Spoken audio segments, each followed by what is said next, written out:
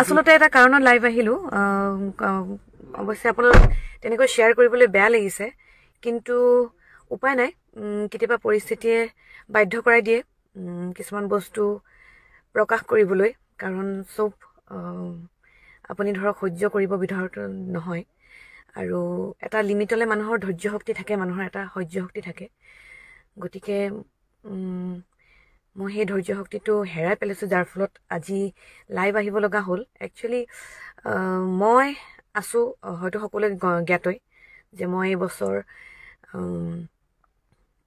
আমাৰ অভিনন্দন থিয়েটাৰ ভ্ৰাম্যমান জগতৰ নতুন সংযোজন অভিনন্দন থিয়েটাৰত চুক্তিবদ্ধ হৈছোঁ আৰু আমাৰ অনুষ্ঠানবোৰ চলি আছে তেনেকৈ গতিকে বাহিৰৰ পৰা মানুহে থিয়েটাৰখন দৰ্শকসকলে যেতিয়া চাবলৈ আহে হয়তো ভাবে সকলোবোৰ পৰিৱেশ ধুনীয়া থিয়েটাৰখন ধুনীয়া পৰিস্থিতিবোৰ ভাল গতিকে সেই কিন্তু মঞ্চৰ পিছৰ বা আমি অভিনয় কৰি আছোঁ আমাৰ জীৱনত কি চলিছে হয়তো সেই ৰাইজে নেজানিব পাৰে গতিকে বহুতখিনি কষ্টৰ মাজেৰে এই যাত্ৰাটি কৰা হয় হয়তো বহু বছৰ আছে শিল্পীসকলে মোতকৈ বহুত অভিজ্ঞ শিল্পী আছে আমাৰ থিয়েটাৰখনত লগতে বিভিন্ন থিয়েটাৰখনত বহু বছৰ ধৰি আজি সেই থিয়েটাৰখনৰ পৰাই তেওঁলোকে সংসাৰখন চলাইছে নিজৰ পৰিয়াল এটি চলাই আছে গতিকে মোৰ তাৰে এটি সদস্য গতিকে এবছৰ এটা ত্যাগ কৰি পেলাই নিজৰ ঘৰ সংসাৰখন এৰি পেলাই অহা হয় এখন থিয়েটাৰলৈ গতিকে বেলেগ ধৰণৰ অভিজ্ঞতা তিতা মিঠা থাকেই মিঠা খুব কমেই হ'লে থিয়েটাৰখনত তিতা অভিজ্ঞতাটো বেছি গতিকে বৰ বেছি কথা বহলাই নিদিওঁ আজি আছোঁ মই বৰপেটা জিলাৰ বাৰাপেটা নামৰ ঠাইডোখৰত আৰু ইয়াত কি হৈছে পৰিস্থিতিটো মানে আপোনাৰ অনুষ্ঠানবোৰতো ঠিকেই চলি আছে কিন্তু আজি মই কথা এটি মানে শ্বেয়াৰ কৰিবলৈ লৈছোঁ যিহেতু আমাৰ অনুষ্ঠান কৰাৰ বিনিময়ত আমি সকলোৱে জানো পইচাটো লোৱা যায় কৰ্ম কৰা হয়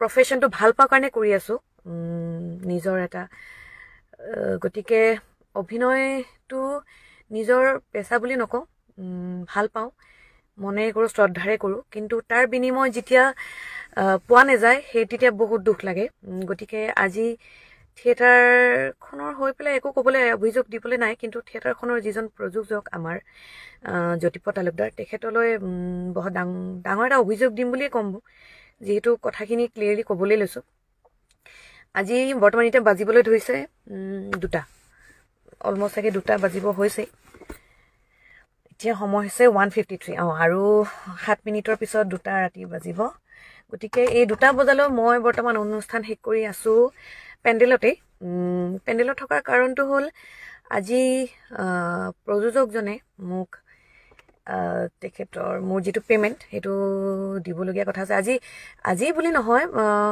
অৱশ্যে এই থিয়েটাৰখনত মই প্ৰথম প্ৰায় যিটো মোৰ পে'মেণ্ট লৈ খেলি মেলি পাই আহিছোঁ গতিকে বহুদিন ধৈৰ্য ধৰি তেনেকৈ মই এডজাষ্টমেণ্টত কাম কৰি আহিছোঁ আৰু আজি কি হৈছে পৰিস্থিতিটো মানে তেখেতে মোক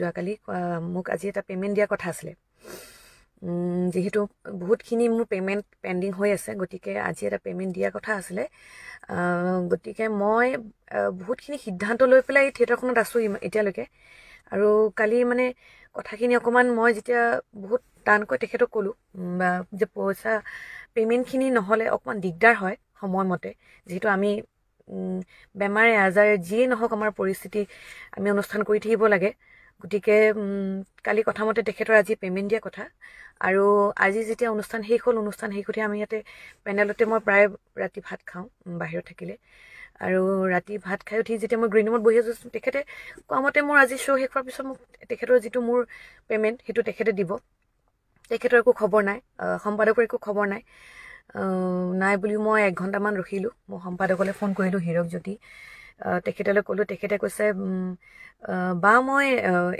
আপোনাক কি কয় কৈ আছোঁ আপুনি জ্যোতিপ্ৰদাক ফোন কৰক জ্যোতিপ্ৰদা আপোনাক ফোন কৰিব মই ক'লোঁ ফোন কৰা নহয় আজিতো পে'মেণ্ট দিয়াৰ কথা আছিলে যিহেতু ফাৰ্ষ্ট ডে আৰু তেখেতৰ কথা মতে আজি মোক পে'মেণ্টটো দিয়া কথা আছিলে, গতিকে মোক ফোন কৰিবলৈ কোৱা তেখেতে মোলৈ ফোন নাই। তেখেতে তাৰপিছত মই আকৌ প্ৰযোজক জ্যোতিপ্ৰদ তালুকদাৰলৈ ফোন কৰিলোঁ। তেখেতে ক'লে অকণমান সময় ৰখা, মই গৈ আছোঁ।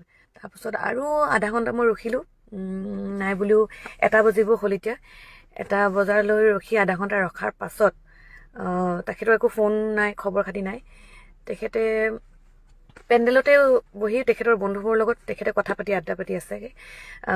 তেখেতৰ ইমানখিনি তেখেতৰ দায়িত্ব নাই যে এজন শিল্পীক তেখেতে ৰখাই থৈছে পে'মেণ্ট দিম বুলি। তেখেতৰ ইমানখিনি তেখেতে জানে যে এজনী ছোৱালী মানুহক পেণ্ডেল এটাত 1:30 বজালৈকে ৰখাই পেলাই তেখেতে এইখিনিও কোৱাটো দৰকাৰ বুলি নাভাবে যে তেখেতৰ পে'মেণ্টটো আজি দিব পাৰিম নে নোৱাৰিম। তেখেতৰ কোনো সেই বিষয়ে একো জনোৱা নাই।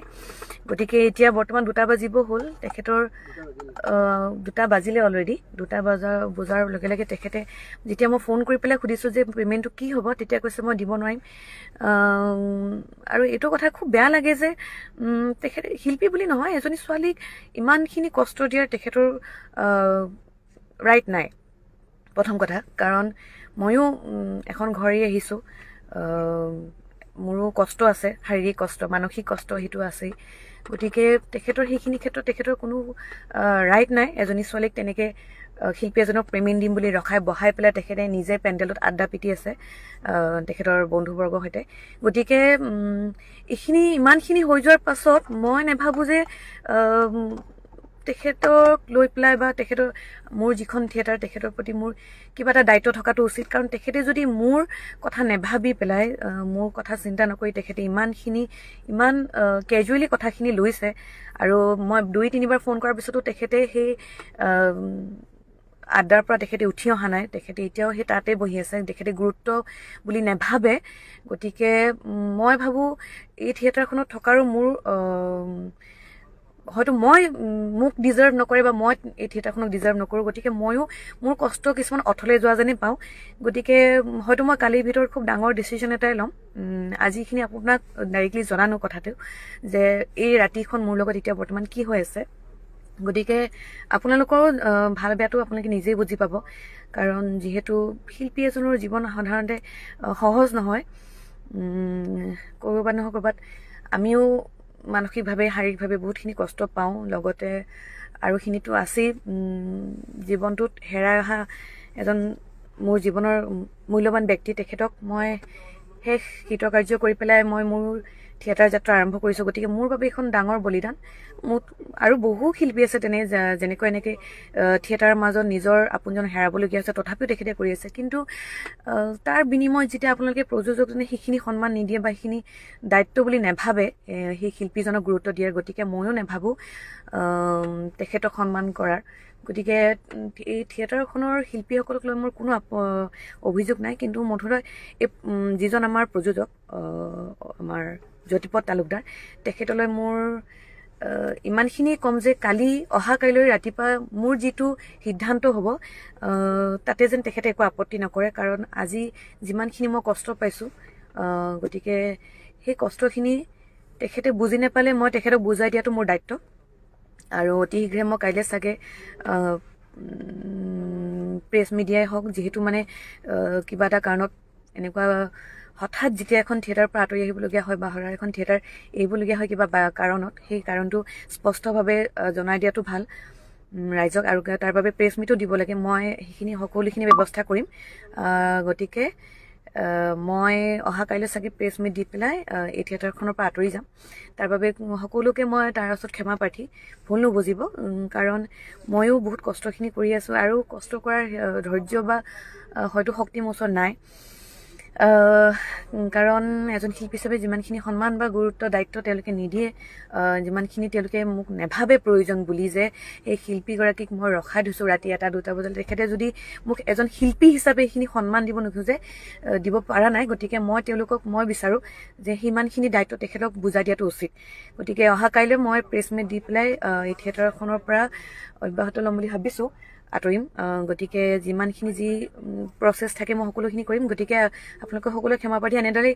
কিন্তু থিয়েটাৰখনৰ পৰা আঁতৰি গ'লে যাতে আপোনালোকে মোক বেয়া নাপায়, কাৰণ মোৰো এটা নিজৰ বা কি ক'ম আৰু মই বাধ্যত পৰি পেলাই আহিবলগীয়া হৈছে আজি লাইভ আপোনাৰ ওচৰত এনেদৰে ক'বলগীয়া হৈছে ভবা নাছিলোঁ জীৱনটো তেনেকৈ কৰিবলগীয়া হয় মানে ভবা নাছিলোঁ আৰু যে এনেকৈ কেতিয়াবা লাইভ আহিম আপোনাক তেওঁৰ কথা তেনেকৈ ক'ম গতিকে সঁচাটো সঁচা ক'ব লাগিব সঁচাতে জনাটো উচিত তেওঁলোকে গতিকে মই অহা কাইলৈ যি ব্যৱস্থা ল'ব লাগে তেখেতৰ বিৰুদ্ধে ল'ম আৰু আপোনালোকে যাতে মোক ভুল নুবুজে আৰু তাৰ মাজত যদি কিবা ভুল ভ্ৰান্তি হৈছে ক্ষমা কৰি দিব লগতে এনেদৰে আপোনালোকে মৰম আশীৰ্বাদ দি যাব যাতে আপোনালোকৰ হৈ কাম কৰি যাব পাৰোঁ ধন্যবাদ